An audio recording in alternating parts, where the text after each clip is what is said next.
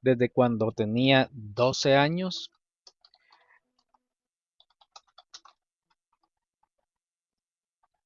Todos vamos cambiando, ¿verdad? Y no somos igual ahora que cuando teníamos 12 años. ¿Por qué? ¿Por qué no somos iguales? Porque vamos creciendo y vamos creciendo en nuestro conocimiento, vamos creciendo no solamente en estatura, sino que también vamos creciendo en sabiduría. Y muchas cosas que cuando teníamos 12 años no podíamos hacerlas, ahora sí podemos hacerlas. Muchas cosas que no conocíamos, ahora sí las conocemos. Vamos a ver entonces qué fue lo que pasó en ese entonces cuando Jesucristo tenía 12 años de edad. Bienvenidos, Howard Trigg, bienvenido Joel Alemán, gracias por participar aquí junto con nosotros en este estudio. Pero Rubén, también muchas gracias por estar aquí con nosotros. Jesús llega a la mayoría de edad. Nosotros somos hijos amados de Dios y estamos trabajando con Dios para transformar el mundo. Eso es lo que estamos haciendo. Cuando Jesús era niño y más tarde cuando Jesús llegó a convertirse en hombre, lo que más vemos en él, ahora que estamos caminando con Jesús, es la relación que Jesús tuvo con Dios mientras estuvo aquí en la tierra, la relación que él tuvo con su Padre, porque hay muchos nombres para Dios en las Escrituras, muchos nombres diferentes con los que se le ha conocido en el Antiguo Testamento. Vemos muchos nombres diferentes para Dios, pero cuando viene Jesús, Él lo llama papá y dice a Dios, Dios es mi Padre. Y eso le disgustó a muchas personas.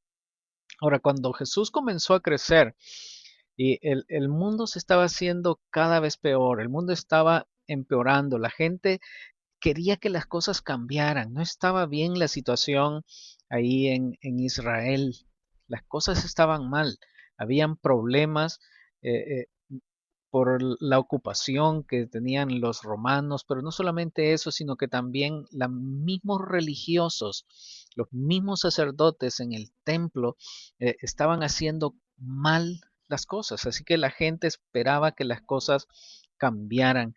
Y ahí fue cuando surgió también el primo de Jesús, Juan el Bautista, y él comenzó a guiar a toda la gente a cambiar su forma de pensar. La historia se encuentra desde el versículo 39 del capítulo 2 de Lucas y aunque todos conocemos ya esta historia, vamos a leerla de nuevo para que podamos ir viendo algunos detalles que quizás hayamos pasado por alto. Bienvenido Domingo Killens, gracias por estar aquí de nuevo con nosotros. Mucho frío, ¿verdad? En Nueva York, espero que pasen bien y el clima pueda hacerse un poco más agradable para ustedes. Lucas 2:39 comienza diciendo, habiendo ellos cumplido con todo conforme a la ley del Señor, se volvieron a Galilea, a su ciudad de Nazaret, y el niño crecía y se fortalecía, llenándose de sabiduría, y la gracia de Dios estaba sobre él. Ahí dejamos a Jesús en nuestra clase anterior, ¿lo recuerdan? Lo dejamos allá en Egipto, pero ahora Jesús regresa, se vuelve a Galilea, a la ciudad de Nazaret. Y aquí resume la niñez de Jesús. Dice, el niño crecía, se fortalecía y se llenaba de sabiduría. Aquí hay algo muy importante que podemos aprender al ir caminando con Jesús en su adolescencia. Dice aquí que el niño se estaba llenando de sabiduría. ¿Cómo puede ser eso si Jesús es Dios? No es que Dios lo sabe todo. ¿Por qué entonces aquí dice que Jesús estaba llenándose de sabiduría? Ahora, recordemos otras partes de la escritura donde nos dice que Jesucristo se despojó de todo, no estimó el ser igual a Dios como algo a que aferrarse, dice la escritura, sino que se despojó de todo y se convirtió en uno como nosotros. Y entonces cuando leemos aquí en Lucas 2:39 que Jesús cuando iba creciendo estaba llenándose de sabiduría, entendemos entonces que él muchas de las cosas que sabía decidió dejarlas y decidió despojarse de todo eso. Se despojó de todo ese conocimiento. Cuando Jesús comenzó su niñez, entonces comienza a aprender y comienza a llenarse de sabiduría y la gracia de Dios estaba sobre él.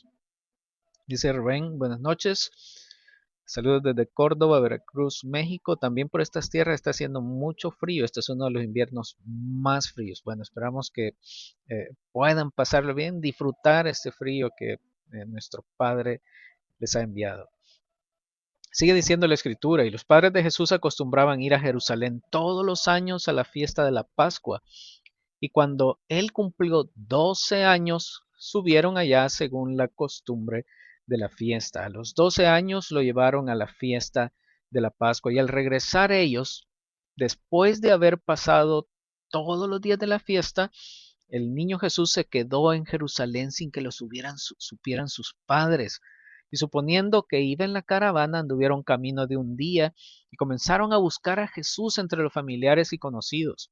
Cuando no lo encontraron, volvieron y lo buscaron en Jerusalén. Vean lo que está pasando aquí y veamos los detalles de la historia para que más adelante podamos comentarla con mayor amplitud. Tenía Jesús 12 años, la edad de la rebeldía, ¿verdad? Cuando los adolescentes se vuelven un poco desobedientes según eh, lo que vemos en la mayoría. Bueno, y Jesús era adolescente también, Jesús también estaba pasando por eso y entonces no les pide permiso a sus padres y se queda allá en Jerusalén. Ni siquiera le dice, voy a quedarme, ¿verdad? Creo que si él hubiera pedido permiso, pues no sé si qué le hubieran dicho, pero se quedó y no les dijo a sus padres que se quedaba. Y comenzaron su camino de regreso y pensaban que iba en la caravana y anduvieron, dice, camino de un día caminando. ¿Cuánto se camina en un día? Camina bastante, ¿verdad? Lleno de curiosidad, como dice Domingo Killens, esa es la edad, 12 años, lleno de curiosidad, así es. Y después de buscar a Jesús entre todos los familiares pensando que iba con alguno de ellos, volvieron a Jerusalén. Y después de 3 días lo encontraron en el templo. Imagínense que usted es su hijo y ustedes lo andan buscando. 3 días su hijo perdido. 3 días de no encontrarlo. ¿Cómo se sentirían los padres? Ustedes como padres de su hijo, bueno, se perdió en Jerusalén, una ciudad grande, ¿verdad? Y, y- y buscándolo por todos lados, un día de camino, pues otro día de regreso, supongo, y un día entero buscándolo ahí en Jerusalén y no lo encontraban. Al final lo encontraron sentado en medio de los maestros y como dice Domingo, lleno de curiosidad, escuchándolo, dice, y haciéndoles preguntas. Así lo encontraron, escuchando a los maestros y haciéndoles preguntas. Y dice Rubén, me recuerda lo que Betty Eddy trata en su libro He visto la luz.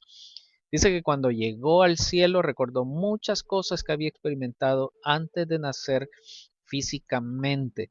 Bueno, no conozco muy bien ese libro, pero da a entender, ¿verdad?, que al nacer aquí olvida todas las cosas de antes, ¿verdad? De antes de nacer, eso es lo que entiendo, se olvida de todo. Cuando Jesús nació también, él por su propia voluntad decide someterse a lo mismo que nosotros y se olvida de todo lo anterior, ¿verdad? Y se olvida de todo. Por eso es que iba creciendo en sabiduría. Bueno, no precisamente se olvida de todo, ya vamos a ver algo que él sí recordaba muy bien. Pero un punto es que Jesús tenía esa curiosidad que nos dice Domingo. Estaba escuchando a los maestros y haciéndoles preguntas. Bienvenido Rodrigo Morales, gracias desde Torreón. Lo entiende bien respecto al contenido del libro, dice, muy bien. Ahora, algunos piensan que cuando Jesús estaba ahí hablando con los maestros, estaba diciéndoles cosas para como ganarles en la discusión, pero yo no creo que Jesús sea así. Conociendo a Jesús y ahora caminando con Jesús y ahora que lo conozco sé que Él no iba a hacerles preguntas para burlarse de ellos. Él no iba a hacerle preguntas a los maestros para, como muchos ahora hacen, hacer preguntas para vencer a otro en la discusión, preguntas para ganarle al otro y demostrar que yo sé más. No, Jesús no quería y demostrar que él sabía más, él no tenía nada de orgullo en él, así que no pudo haber sido para eso. Entonces, ¿para qué estaba haciéndoles preguntas? Porque él realmente quería conocer, realmente quería aprender. Él estaba creciendo en sabiduría, así que él fue donde los maestros y al sentarse y platicar con ellos, pues Jesús sí tenía mucha inteligencia y se llenó de curiosidad al saber tantas cosas que los maestros de la ley le decían y cómo le contestaban las preguntas. Él preguntaba más y más, quería saber más, como un niño de 12 años. Ese domingo interesante que sus padres se echaron 3 días en encontrarlo, exactamente el tiempo que estuvo en la tumba. Interesante dato, Domingo, gracias por comentarlo. Y todos los que le oían, dice, estaban asombrados de su entendimiento y de sus respuestas. Entonces, él también, cuando le hacían preguntas a él, él también contestaba de una forma con sabiduría, lleno de sabiduría. Jesús tenía mucho conocimiento y sabiduría, pero también estaba adquiriendo más sabiduría, es lo que leímos en los versículos anteriores. Estaba creciendo en sabiduría.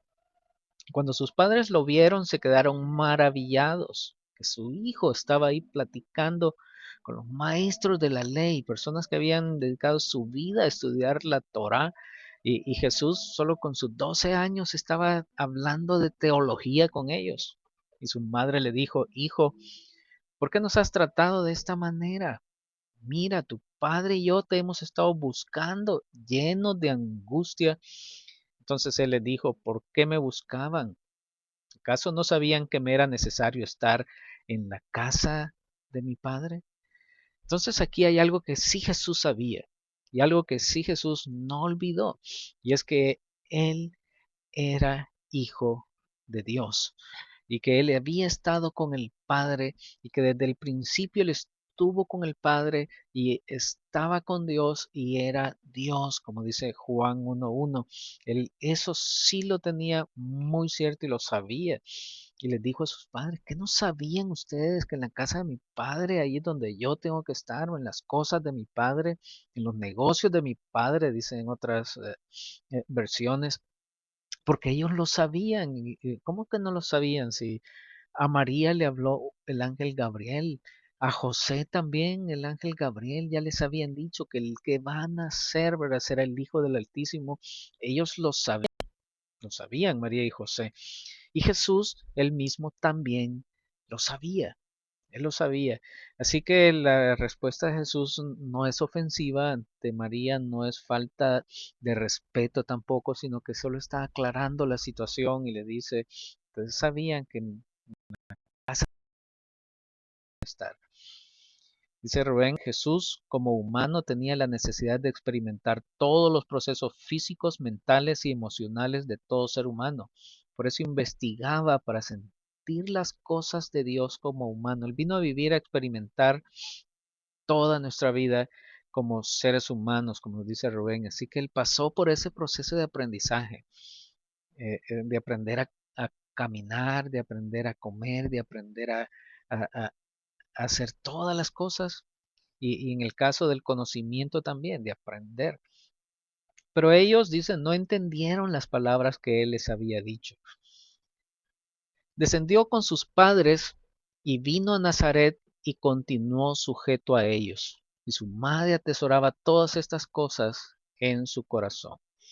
Regresó con ellos y vivió ahí con ellos y estuvo sujeto a ellos durante 18 años más. Es lo que aprendemos de las Escrituras. Aprendió a sentir lo que nosotros sentimos, como dice Domingo. Y Jesús crecía en sabiduría, en estatura y en gracia para con Dios y los hombres. Comenzó a crecer en sabiduría. Es decir, Jesús no nació con toda la sabiduría, sino que creció en sabiduría, experimentando el crecer en sabiduría, como nosotros también estamos creciendo en sabiduría cada día. Crecía en edad, pero también en gracia para con Dios y los hombres. Él no solamente tenía esa gracia para con Dios, sino para con todas las personas. En su comportamiento, él era bien recibido por todas las personas. El año 15 del imperio de Tiberio César, siendo Poncio Pilato gobernador de Judea y Herodes Antipas, hijo de Herodes el Grande, tetrarca de Galilea, y su hermano Felipe, tetrarca de la región de Iturea y Traconite, y Lisanias, tetrarca de Abilinia, durante el sumo sacerdocio de Anás y Caifás, vino la palabra de Dios a Juan, hijo de Zacarías, en el desierto. Vean cuántos datos da aquí. Estos datos son importantes. No podemos pasarlos por alto. Esto está dando los datos de cuándo fue que eso sucedió. Y usted puede buscar en la historia universal cuándo es que estuvo Tiberio César, cuándo es que estuvo Poncio Pilato, cuándo estuvo Herodes Antipas, cuándo estuvo Felipe y Lisanias, todos ellos usted los va a encontrar en la historia universal, y entonces podemos ubicar muy bien exactamente la fecha en que Jesús estuvo ahí, cuándo sucedió eso, con bastante claridad. Dice Rubén, por eso con toda autoridad el apóstol Pedro nos insta a crecer en el conocimiento y la gracia de Jesús. Nosotros también crecemos, ¿verdad? Jesús creció en el conocimiento, creció en edad y creció en gracia. Y nosotros también, como nos recuerda Rubén, gracias por esa cita, debemos ir creciendo también en sabiduría y en conocimiento. Bueno, llegó el Espíritu de Dios y la palabra a Juan, y entonces Juan fue por toda la región alrededor del Jordán predicando un bautismo de arrepentimiento para el perdón de los pecados, como está escrito en el libro de las palabras del profeta Isaías, voz del que clama en el desierto, preparen el camino del Señor, hagan derechas sus sendas. Todo valle será rellenado y todo monte y collado rebajado, lo torcido se hará recto y las sendas ásperas se volverán caminos llanos, y toda persona verá la salvación de Dios. Vean qué mensaje el de Isaías, y que está aquí cumpliendo Juan. Y me interesa mucho esta parte que he puesto aquí en amarillo, y dice, toda persona verá la salvación de Dios, todos. Y a algunos nos cuesta creer que cuando Él dice que todos, en realidad significa todos, pero Él dice todos, todos. No se quedará nadie sin ver la salvación de Dios. Vamos a comentar más adelante esto del bautismo de arrepentimiento. Ya hemos estudiado acerca del arrepentimiento. ¿Qué es el arrepentimiento? Y entonces viene Juan y comienza a predicar a las personas un bautismo para que cambien su forma de pensar. Eso es el arrepentimiento, metanoia, cambiar la forma de pensar. Cambien de forma de pensar. Y toda la gente estaba ya queriendo ese cambio. Cuando llega Juan y comienza a predicarles, las personas llegan y lo buscan porque todos querían cambiar, querían que las cosas cambiaran. Entonces, por eso Juan decía a las multitudes que acudían a él para que las bautizara, camada de víboras, ¿quién les enseñó a huir de la ira que vendrá? Por tanto, den frutos dignos de arrepentimiento. La gente decía y la gente hablaba, como ahora en nuestros tiempos también la gente puede hablar y decir cosas, pero en realidad han cambiado su forma de pensar. En realidad ya no piensan solo en hacer el mal, en realidad piensan en hacer justicia, en realidad ahora piensan en la misericordia. Eso es lo que les estaba diciendo Juan. En realidad, ustedes hablan, ustedes dicen cosas, pero no dan frutos de haber cambiado su forma de pensar. No dan frutos de que ustedes ahora ya no piensan como pensaban antes. Ahora, por eso no les creo. No les creo que ustedes hayan cambiado de forma de pensar, porque no dan frutos. Y no comiencen a decirse a ustedes mismos, les dice, tenemos a Abraham por padre, porque les digo que Dios puede levantar hijos a Abraham de estas piedras. Lo estaba regañando Juan porque mm, todos hablaban de cambios, ¿verdad? Que venga el Mesías, esto, lo otro, pero no daban frutos, no se les veía que en realidad hubieran cambiado su forma de pensar. Y oigan lo que le dice Juan, palabras duras le dice, el hacha ya está puesta a la raíz de los árboles. Por tanto, todo árbol que no da buen fruto es cortado y echado al fuego. Eso le está haciendo una comparación. Si ustedes no dan frutos de cambiar su forma de pensar y siguen, dicen una cosa y hacen otra, más o menos eso es lo que le estaba diciendo. Dicen una cosa y hacen otra.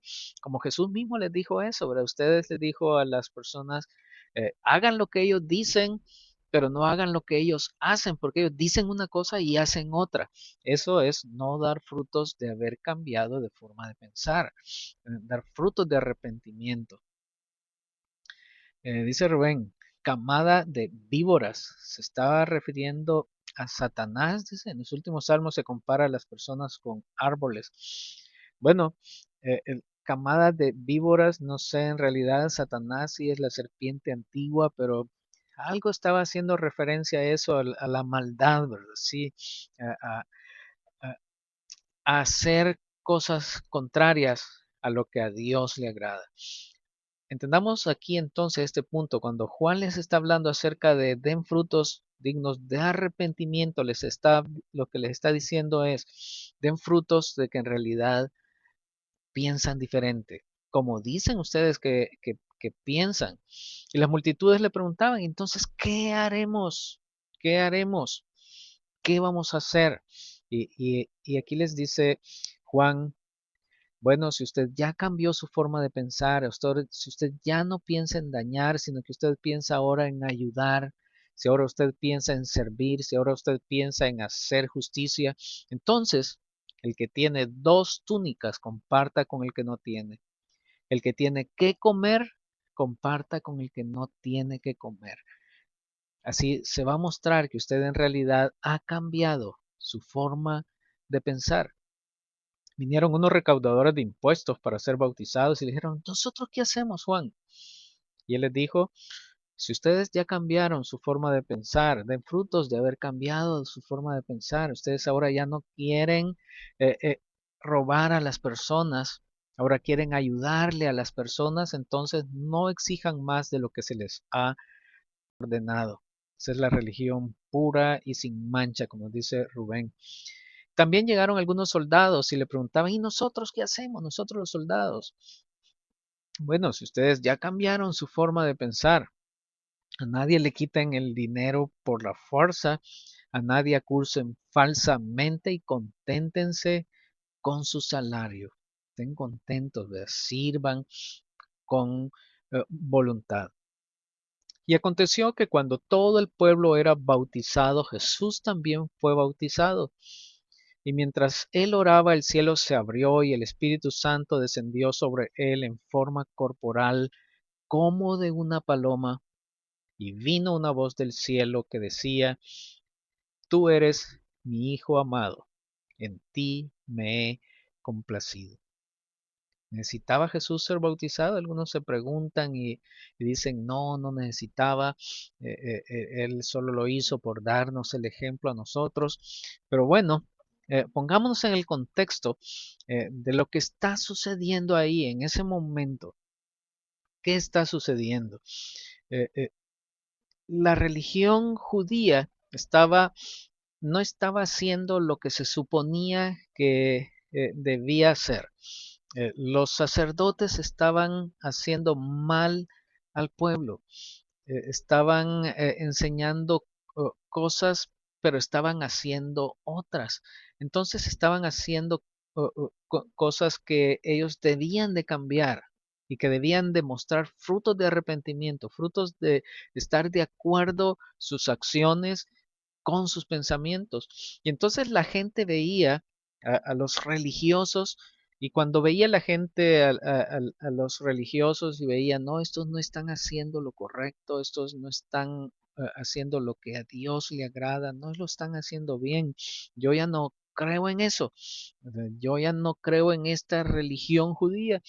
Entonces es cuando Juan comienza a bautizarlos, y cuando las personas iban a que Juan los bautizara, era para mostrar públicamente que ellos no estaban de acuerdo con la cosas como las estaban haciendo los sacerdotes y como lo estaban haciendo en el templo, y por eso iban a bautizarse con Juan. Entonces Jesús, antes de comenzar a predicar, él va y a ser bautizado por Juan para dar testimonio público también de que él tampoco estaba de acuerdo en la forma en que los religiosos judíos estaban practicando la religión y en lo que estaban enseñando. Entonces toda la gente, al ver a Jesús bautizarse, dijeron, este también es alguien que no está de acuerdo con el sistema religioso judío. Y entonces alguien como todos nosotros que nos estamos bautizando aquí porque queremos en realidad agradar a Dios y queremos en realidad vivir la palabra y vivir y practicarla, dar frutos de arrepentimiento. Entonces, el bautismo es un testimonio público de que nosotros estamos queriendo seguir a Dios y caminar con Dios.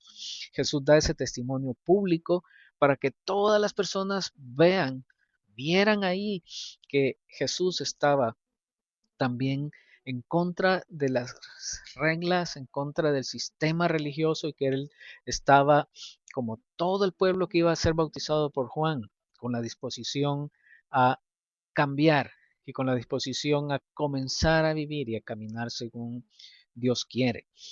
Dice Rubén, como ser humano pienso que sí lo necesitaba. Él es el representante del Padre. Bueno, lo necesitaba porque no porque personalmente lo necesitara, sino que necesitaba hacerlo para dar testimonio público. Y eso es el bautismo. Cuando usted se bautiza, lo que está dando es un testimonio público de que usted de ahora en adelante está siguiendo a Dios. Es un símbolo de algo que ya sucedió en su interior, de que usted ya está sumergido en Padre, Hijo y Espíritu Santo. Su vida ya está inmersa en Padre, Hijo y Espíritu Santo, y por eso es bautizado en el nombre del Padre, el Hijo y el Espíritu Santo, como un símbolo externo para que los demás lo vean. A usted ya lo está viviendo, pero los demás necesitan verlo. Y por eso es que los bautismos deben ser en público. Y si es posible, invitar a sus amigos, a sus familiares que no son cristianos, a sus compañeros de trabajo, para que todos vean y dar un testimonio público de lo que es en realidad su vida, que usted está bautizado en el Padre, Hijo, Espíritu Santo. Bautismo significa estar sumergido, que su vida está inmersa en la vida de Padre, Hijo y Espíritu Santo. Vamos a hablar un poco más de esto más adelante. Dice Domingo, él con la creencia del bautismo estaba identificándose como humano y para ser un ejemplo para todos. Un ejemplo, sí, un ejemplo para que todos pudieran ver lo que él tenía. Bueno, comenzamos preguntando cómo era cuando tenías 12 años, en qué aspecto eres igual hoy, en qué aspecto has cambiado. Jesús, pues dice la escritura que fue creciendo, iba creciendo en sabiduría para con Dios y para con todas las personas. Bien, esto es lo único que las escrituras nos hablan acerca de Jesús en su niñez. No nos vuelve a hablar más, sino hasta que ya tiene 30 años. Jesús tenía 12 años. 12 años era la edad cuando eh, eh, los judíos del tiempo de Jesús llegaban a la mayoría de edad. Creo que en la mayoría de países ahora la mayoría de edad es a los 18 años. Bueno, antes era a los 21 aquí en El Salvador, luego le bajaron a los 18, pero dentro de la comunidad judía era a los 12 años. Llegaban a su mayoría de edad. Entonces Jesús está llegando ahora, en ese momento ahí en el templo, a su mayoría de edad, cuando va a esa peregrinación al templo. Era un viaje de más de 60 millas, 96 kilómetros y medio. Imagínese un lugar que esté lejos a 96 kilómetros de usted, o 60 millas, y no en vehículo, ¿verdad? Sino a pie, a pie. Tomaba 4 o 5 días de ida y 4 o 5 días de regreso. Y ese año, pues, ¿qué iban a celebrar? Iban a celebrar la Pascua. ¿Y qué recordaban en la Pascua? Recordaban la historia cuando Dios liberó al pueblo de Israel de Egipto. Y como ahora los romanos estaban gobernando sobre ellos y los tenían oprimidos, entonces ellos también iban a la Pascua a celebrar el presente y a pedirle a Dios que aquello que había hecho, a liberarlo de los egipcios, ahora volviera a hacerlo, que surgiera un nuevo Moisés que los liberara de los romanos, que los guiara para expulsar a los romanos. Entonces la fiesta de la Pascua era una fiesta que apuntaba hacia el pasado, pero también hacia el presente. Las personas estaban con la esperanza en el presente. Y ahora, cuando nosotros recordamos la Pascua, no solamente vemos el pasado y el presente, sino el futuro también. Ahora, ellos no todavía no tenían eso en el futuro, pero ellos sí estaban celebrando algo del pasado y con esperanza en el presente. Iban grupos grandes a la fiesta y entonces eh, fue por eso que los padres de Jesús pensaron que ahí iba Jesús, porque no iban ellos solitos, sino que iban grupos grandes de personas, y pueden imaginarse, tan grandes eran que ellos se imaginaban que Jesús iba con otros de sus familiares. En un grupo era tan grande. Lo buscaron durante 3 días, como vimos ya en los versículos que leímos, y lo encontraron con los maestros de la ley, haciéndoles preguntas. Estaba haciéndoles preguntas y les respondía las preguntas que ellos le hacían, y todos se sorprendían por la gran sabiduría que Jesús ya tenía. Era la versión moderna de Salomón. ¿Recuerdan Salomón cuando Dios le dijo, ¿qué quieres que te dé? Pídeme lo que quieras. Y Salomón le dijo, bueno, quiero sabiduría para gobernar a este pueblo. Y Dios le dio mucha sabiduría, pero ahora Jesús tenía mucho más todavía sabiduría que la que Salomón había tenido en sus tiempos. Cuando le encontró, María le dio el sermón a Jesús, lo sermoneó, como podríamos decir, le dijo niño.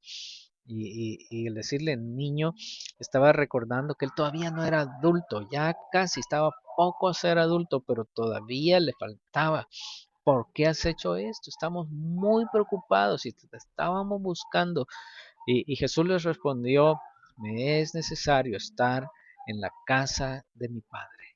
Y ahí aprendemos mucho de Jesús. Ahí aprendemos de Él. Y caminando con Jesús cuando tiene 12 años de edad, aprendemos de Él que Jesús ya sabía a esa edad que Dios es su Padre. Lo tenía muy claro. Para Él no había duda. Dios es mi Padre. El Dios que los israelitas conocían, el Dios de Abraham, de Isaac y Jacob, Jesús sabía muy bien que es su Padre. Él sabía que Él era hijo de Dios. Estaba creciendo en sabiduría, pero eso Él ya lo sabía.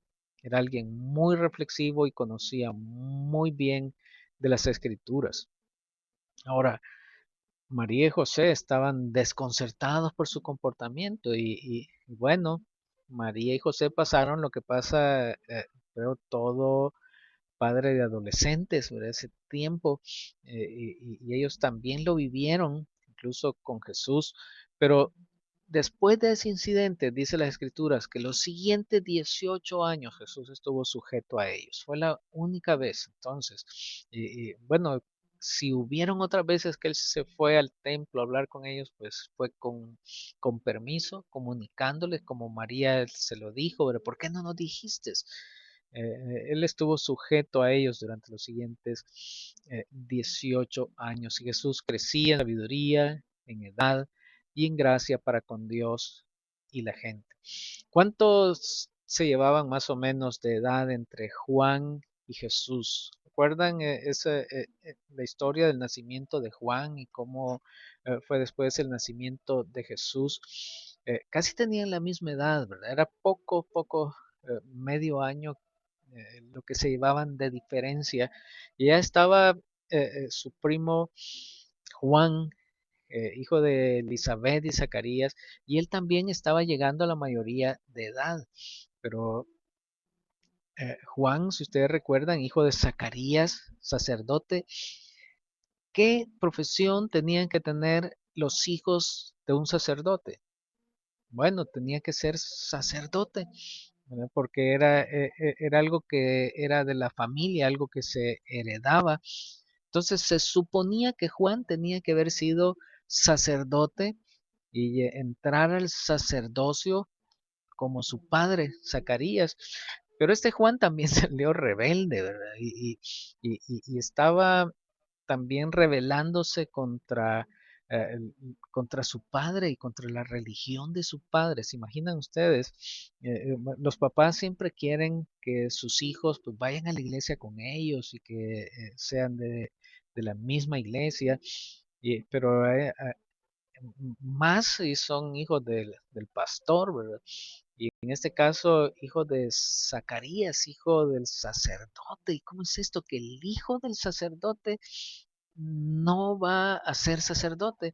Eso debió haber estado en el hablar de las personas, porque él decidió no quedarse en el templo como su padre, no quedarse en el templo. Y si él se hubiera quedado sumo sacerdote, gracias, dice Rubén, si él se hubiera quedado ahí, hubiera vivido una vida cómoda, los sacerdotes pues no trabajaban así duro, ¿verdad? Sino que vivían de las cosas del templo, tenían el privilegios, eran la clase alta, ¿verdad? De todos les llevaban las ofrendas, los diezmos, y él hubiera vivido diferente, ¿verdad? eh, eh, Hubiera estado ofreciendo sacrificios, oficiando los festivales, haciendo limpiezas rituales que ellos llamaban bautismos. Los bautismos que realizaban en el templo de Jerusalén.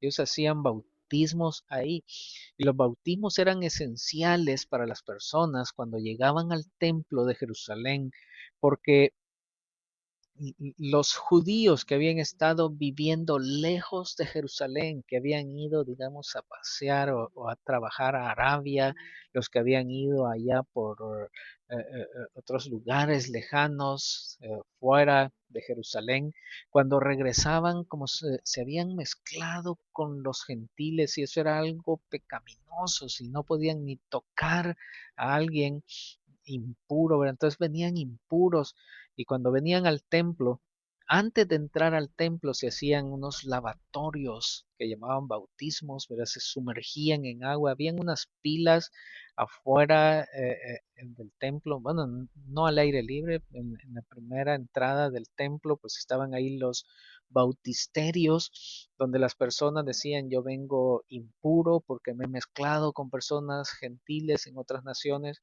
y entonces ahí estaban los sacerdotes y les oficiaban el bautismo, se oficiaban ese lavatorio para que pudieran ya entrar lavados de las impurezas, entrar al templo. Y habían esos baños especiales entonces para hacer esos lavatorios ceremoniales y poder ser limpios para poder entrar al templo.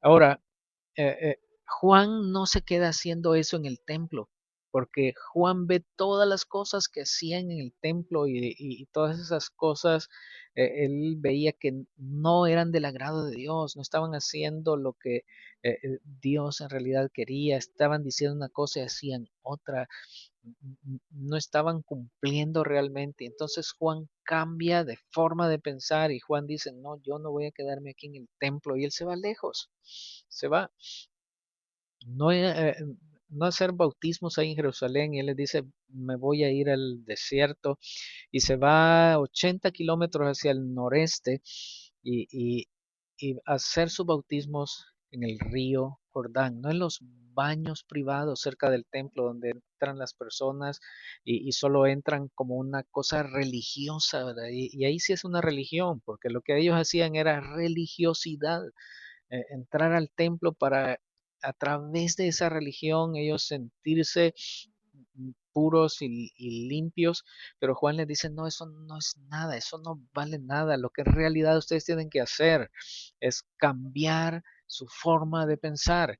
Y al cambiar su forma de pensar, ustedes tienen que comenzar a dar frutos de haber cambiado su forma de pensar. Y entonces vengan y bautícense, bautícense, lávense de eso ahora y sumérjanse ahora en esta nueva forma de pensar. Los rumores que pudieron haber habido por lo que estaba haciendo Juan, el hijo del sacerdote, quien debió haber sido sacerdote, ¿verdad? Con ropas lujosas, ahora andaba con ropas ásperas. El que pudo haber estado comiendo cordero todos los días, ahora estaba subsistiendo con miel en el desierto. Eso es lo que pasó. Dice Rubén, Juan y Jesús fueron seres humanos con propósito especial determinado por Dios, preparar el bautismo de toda la humanidad en Padre, Hijo y Espíritu Santo. Bien, gracias Rubén. Si eso es lo que estamos viendo, Juan comienza y Juan le da un nuevo significado al bautismo.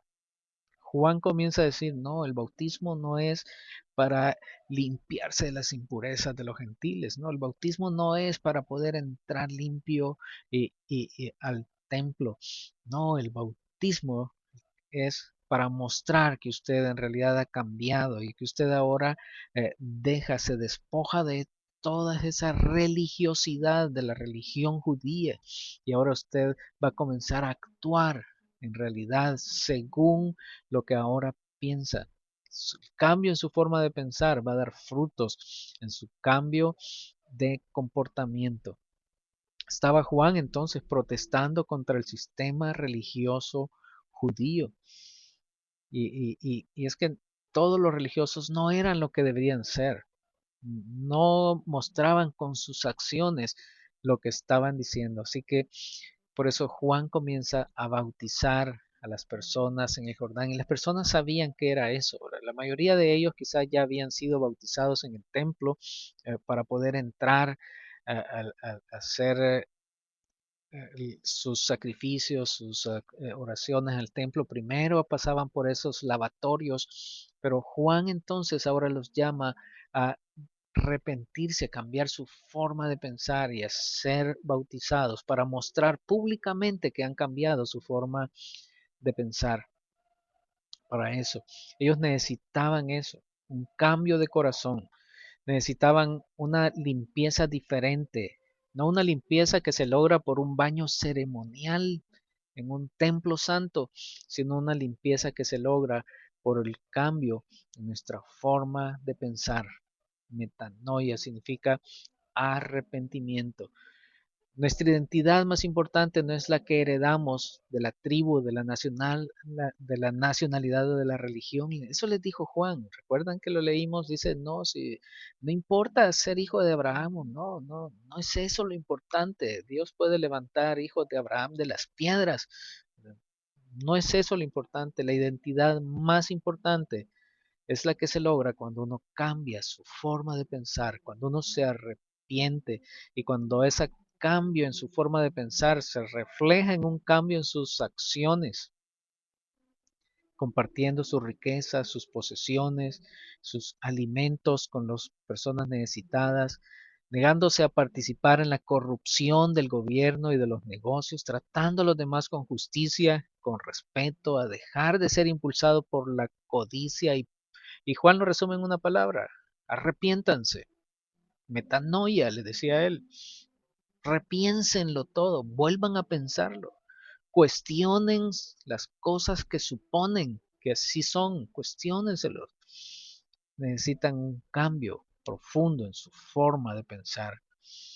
Sean sumergidos entonces en este río de amor, en este río de justicia, sumergidos en ese símbolo en el río Jordán que le simbolizaba su cambio de forma de pensar. Y como los antiguos profetas, Juan les decía que Dios va a intervenir, Dios va a venir y Dios va a arreglar las cosas, les decía. Esto va a terminar, esto no va a continuar así. La gente comenzó a darse cuenta de eso y el bautismo de Juan prepara el camino del Señor. ¿En qué sentido? Lo prepara en el sentido que comienza a poner a las personas en su forma de pensar a saber que lo que los religiosos judíos les estaban mostrando en realidad no es como las cosas deben de ser, que necesitamos una diferencia, hacer una diferencia, no eh, tanto religiosidad y ritos religiosos. Entonces, cuando viene Jesús, Juan ya las personas las tenía en esa actitud de cambio. La gente comenzó a salir al Jordán y a ser bautizados. Y comenzó a crecer ese movimiento de protesta y se generó expectativas, se generaron esperanzas. ¿Por qué? Porque la gente decía, tal vez Juan sea ese Mesías esperado, tal vez Juan sea ese liberador que estamos esperando, como Moisés y como Josué. Tal vez Juan sea como David, que comience nuevamente esa era del reinado de David. Y la gente tenía esperanzas en Juan, tenían esperanzas que él sería quien los llevaría, porque él comenzó a hablar tantas cosas buenas de que nos acercan a Dios, que la gente comenzó a recobrar la esperanza. El río Jordán llevaba vida al mar muerto, dice Rubén, así y todas las aguas del río Jordán van al mar muerto. Ahora, Juan les quitó esas expectativas y les quitó esas esperanzas y les dijo, no, yo no soy el que ustedes están esperando.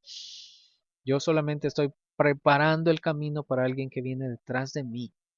Él realmente los va a limpiar. Él los va a bautizar con Espíritu Santo y fuego. Yo los bautizo con agua, les dijo. Yo los estoy bautizando con agua, pero el que viene detrás de mí, él sí los va a limpiar, porque con Él ustedes van a ser sumergidos en el Espíritu Santo. Ustedes van a ser sumergidos no en agua, van a ser sumergidos en Espíritu Santo y en fuego. Y comenzó dando su mensaje y se enfrentó a los poderosos y por enfrentarse y hablar las cosas verdaderas, llegó al punto en que Juan fue decapitado, fue matado, porque las personas no les gustan que les digan la verdad. Él preparó al pueblo israelita para el Mesías, como dice Domingo. Bueno, estaba Juan bautizando cuando un día llega un joven de casi la misma edad de Juan, Jesús, de recibir el bautismo de Juan, y Jesús se identificó con ese movimiento creciente de Juan, se identificó con todos aquellos que ya no querían seguir con esa corrupción de los judíos. Jesús se identifica como parte de las personas que no están de acuerdo con cómo se están haciendo las cosas para Dios. Y se bautiza y es bautizado por Juan. Y cuando sale del agua se escuchó un sonido como un trueno fuerte y vieron las personas algo que descendió del cielo y dice que parecía una paloma posándose sobre su cabeza y escucharon la voz de Dios que dijo, tú eres mi hijo a quien quiero mucho, en ti encuentro mucho placer. Entonces, lo que Jesús había dicho de Dios cuando tenía 12 años allá en el templo, cuando él había dicho, Dios es mi padre, Dios es mi papá y yo quiero estar en la casa de mi padre, ahora el padre lo estaba confirmando y estaba diciendo, sí, tú eres mi hijo, tú eres mi hijo en quien encuentro mucho placer.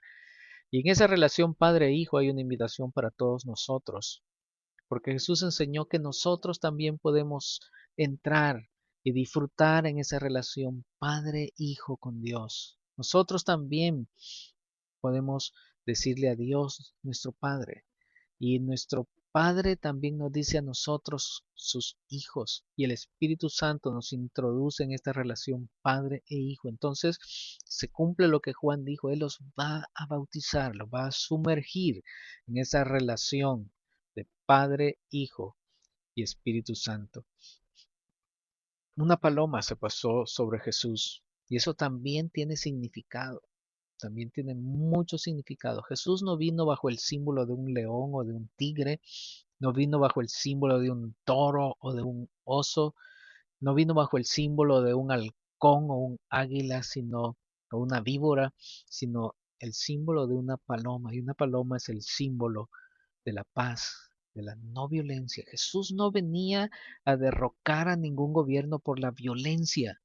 Jesús no venía a, a, hacer cosas en contra de los que le habían dañado. Jesús venía en paz. Jesús venía en paz. Y Juan cuando lo vio llegar al bautismo, no dijo: aquí viene el león de Dios, que viene a vengar a sus enemigos. Porque Juan dijo: aquí viene el Cordero de Dios que quita el pecado del mundo. Jesús no venía a castigar el pecado. Jesús no venía a castigar al pecador.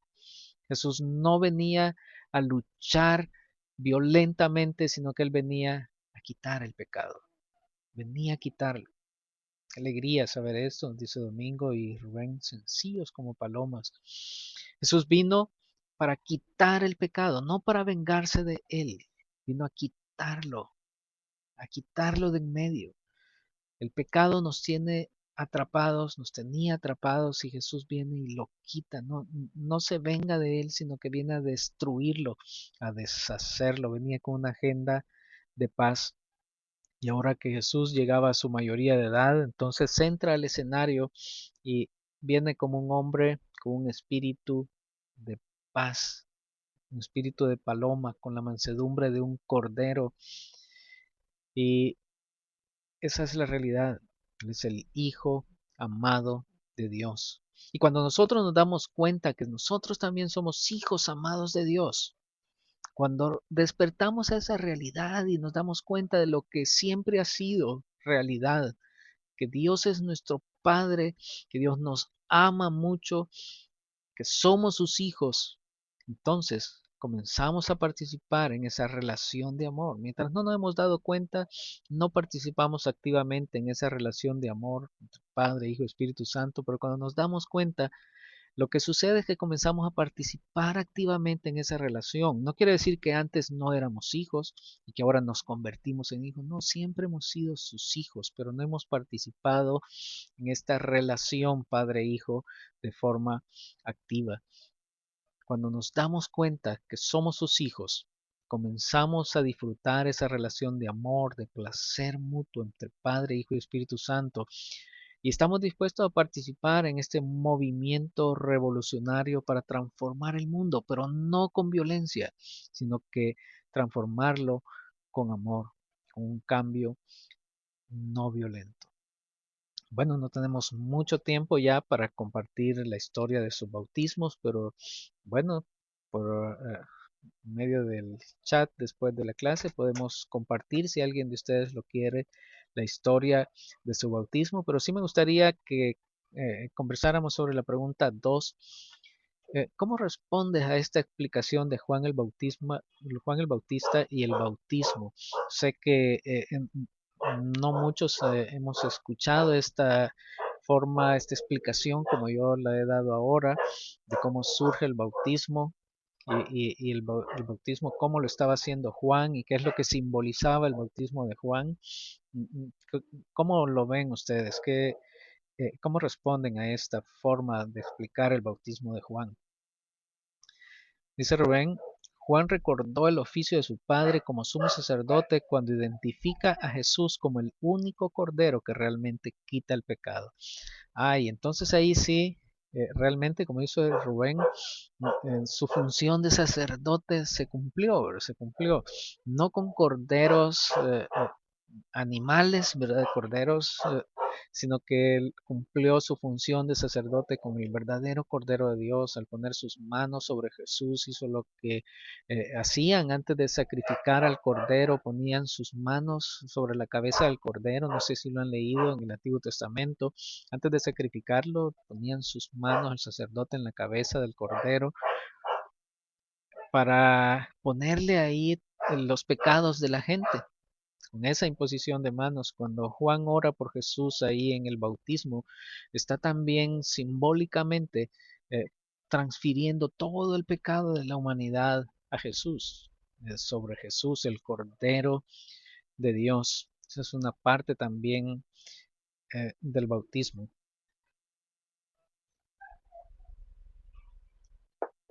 Dice Rubén: cuando estamos dispuestos a permitir que Dios nos siga llenando, poner en nuestro querer el bautismo, caminamos con Jesús, no teniendo nada más prioritario en nuestra vida. Dice Domingo: el mensaje de Juan fue el de cambiar de pensar. arrepentirse de la maldad y entrar en lo bueno.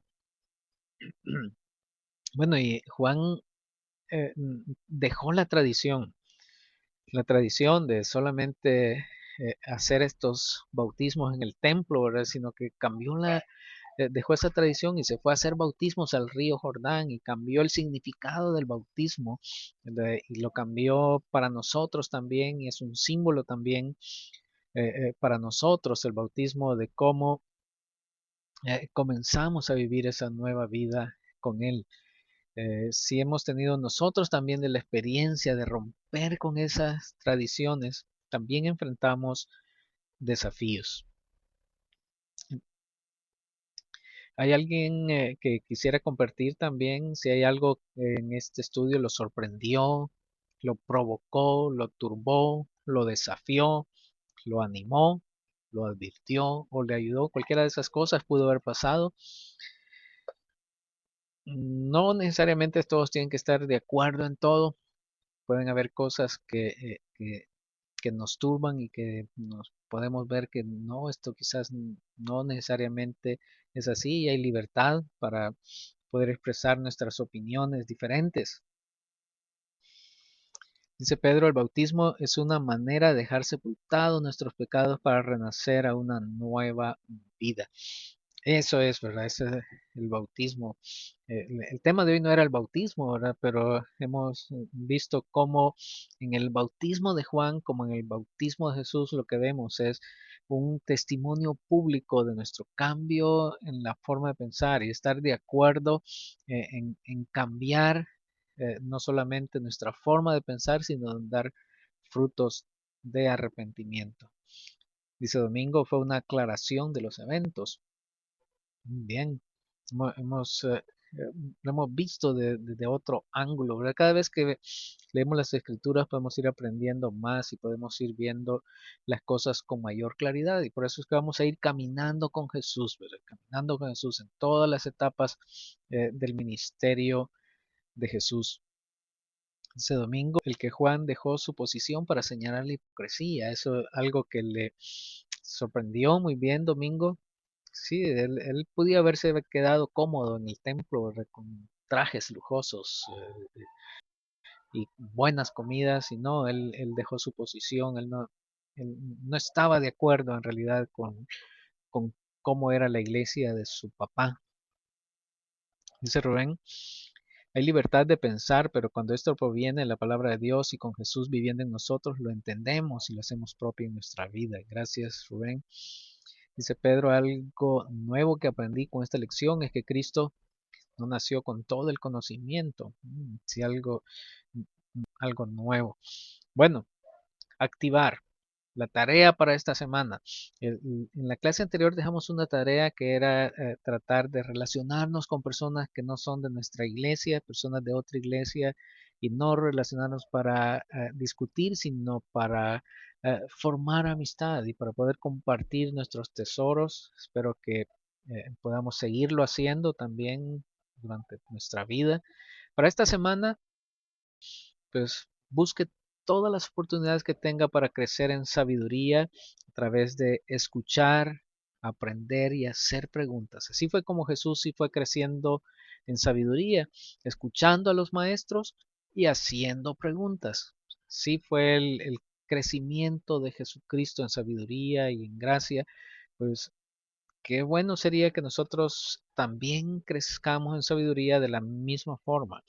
Aprender a través de escuchar a los maestros, escuchar a las escrituras y hacer preguntas. Esa es una buena forma de crecer en sabiduría. Dice Rubén, no se descarta el hecho de que Dios nos enseñe a crecer a través de otras personas, sean quienes sean. Así es, ¿verdad? Pueden ser personas que nosotros ni nos imaginamos, ¿verdad? No necesariamente pastores, no necesariamente cristianos, quizás tampoco, y a través de ellos Dios puede enseñarnos. Imagínense ahora ustedes que Dios está preguntándole, ¿qué cosa te gustaría que haga por ti? Como le preguntó una vez a Salomón, y así como una vez Salomón le pidió, yo lo que quiero es sabiduría. y qué es lo que usted quiere, qué es lo que usted le pide a Dios, qué es lo que usted quiere que Dios le dé. Él le está diciendo a usted también, ¿qué quieres? ¿Qué te gustaría que haga por ti? ¿Qué es lo que usted pediría a Dios? ¿Qué tiene en su corazón? ¿Cuál es ese deseo en su corazón? No necesariamente pedir como Salomón sabiduría. Usted puede tener la libertad, ¿verdad? Dios, la libertad, ¿verdad? Dios no le dice te quiero dar sabiduría.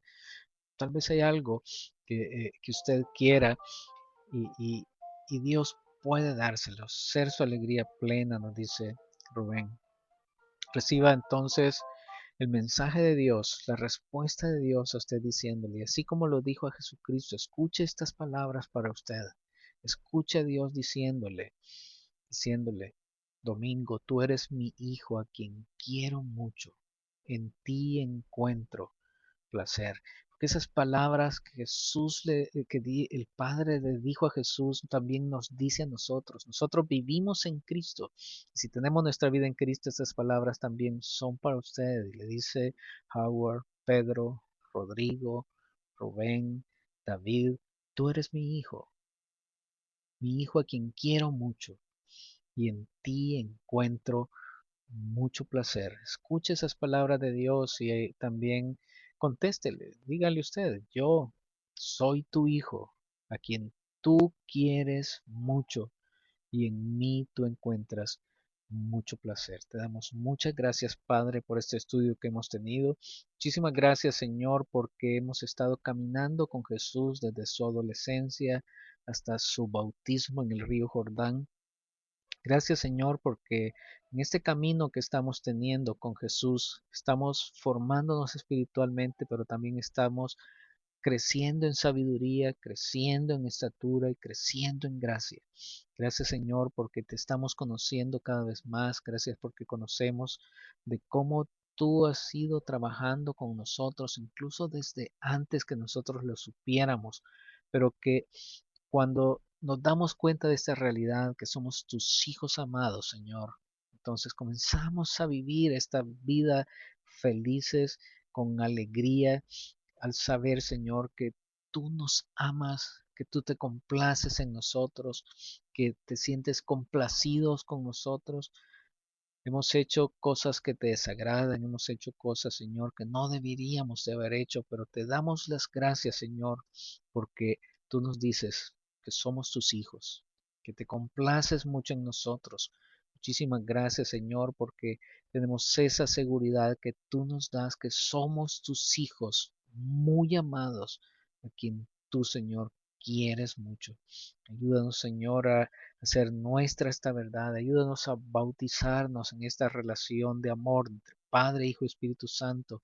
Que el bautismo que hemos tenido, Señor, en agua, en el nombre del Padre, el Hijo y el Espíritu Santo, lo vivamos en la realidad, en nuestra inmersión en Padre, Hijo y Espíritu Santo. Que estemos inmersos, Señor, en este círculo de amor, de alegría, de conocer y de ser conocido, de amar y ser amado, de servir y ser servido, Señor, a ti, Padre, Hijo, Espíritu Santo, y también a cada uno de nosotros, nuestros hermanos, también, Señor, podamos ir y invitarlos, Señor, a que vengan y comiencen a vivir en esta relación y comenzar a vivir con ellos y experimentar con ellos, Señor, la vida sumergidos en ti. Ayúdanos a ser aquellos que vayamos con esta buena noticia a las personas que aún no lo saben, para que ellos también puedan comenzar a disfrutar de esta alegría y de esta paz que solamente viene cuando estamos contigo. Muchísimas gracias, Señor, por esta experiencia. Muchísimas gracias porque tú nunca nos has dejado y nunca nos dejarás como tus hijos. Gracias por ayudarnos en nuestras enfermedades, en nuestros problemas, en nuestras necesidades y gracias por estar ahí también con nosotros en nuestros momentos de alegría.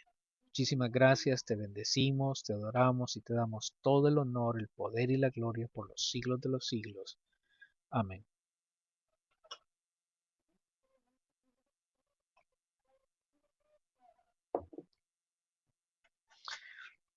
Bueno, muchas gracias. Gracias por haber participado en este estudio. Vamos a leer los últimos comentarios. Damos gracias a papá, nos dice Rubén, por esta intimidad espiritual trinitaria que moldea nuestros corazones de acuerdo con el suyo. Damos gracias por nuestros hermanos que compartimos esta misma verdad que nos da vida. Gracias, Padre. Dice Pedro, tengamos paciencia, pues recordemos que algunas cosas no las podemos sobrellevar aún. Y muchas gracias, sigue diciendo, por esta lección de conocimiento de nuestro Salvador y por las aportaciones de todos los hermanos.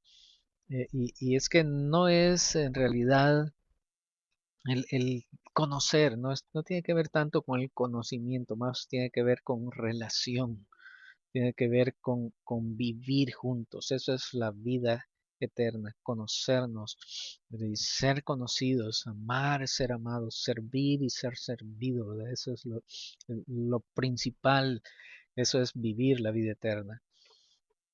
Dice Rodrigo, gracias David por este repaso de algunos aspectos del desarrollo de Jesús humano, donde hemos encontrado aspectos nuevos, lo cual nos da crecimiento en el conocimiento del humano Jesús. Gracias a los hermanos por sus comentarios. Bendiciones para todos. Bendiciones, Rodrigo. Dice Howard. Como siempre, muchas gracias por este hermoso estudio, que como siempre aprendemos más. Buenas noches a todos. Gracias, señor Howard y Mimi. Saludos. Dice Pedro, que Dios nos siga llenando de esa comunión que solo Él nos da. Bendiciones para todos. Gracias por haber participado. Seguiremos en nuestro próximo estudio, eh, comenzando el ministerio de Jesús y cómo nosotros también hemos sido llamados a unirnos a esta aventura que es el vivir en esta relación